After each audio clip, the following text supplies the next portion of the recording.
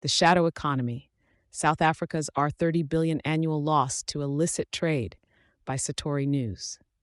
The consequential decisions made during the COVID-19 lockdown in South Africa have resulted in a staggering annual loss of R30 billion in tax revenue, according to alarming figures revealed in a study conducted by the Transnational Alliance to Combat Illicit Trade, TRET.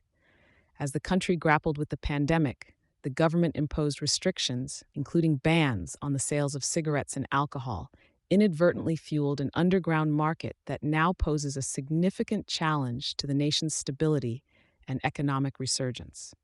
Tracit's Director General, Jeffrey Hardy, underscored the issue, stating, "The COVID-19 pandemic provided wide opportunities for illicit traders to adjust and expand their operations," highlighting the need for South Africa to devise and enact robust policies and programs that effectively stymie illicit traders' fortification in the post-pandemic market.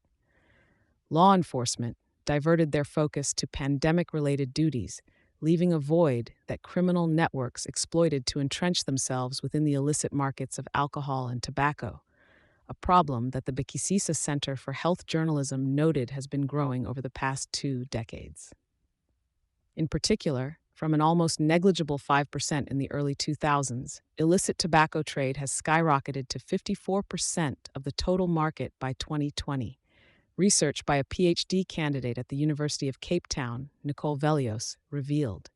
This boom is markedly attributed to increased official prices and the dismantling of South African Revenue Service's enforcement units, alongside the lockdown sales ban that acted as a catalyst for the illicit market's exponential growth.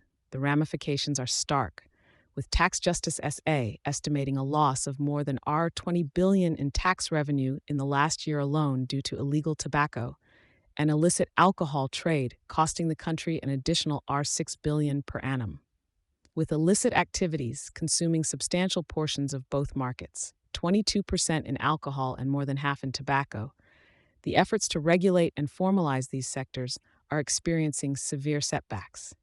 Moreover, the escalation of the illicit alcohol market, as detailed in the Tracit report, records that the South African fiscal loss in this area is the largest among 7 African countries investigated in a Euromonitor study, with SARS losing R11 billion a year to the shadow economy.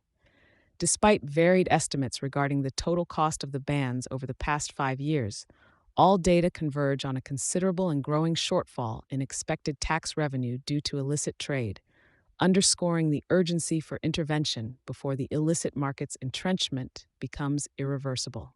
Thank you for choosing Satori News.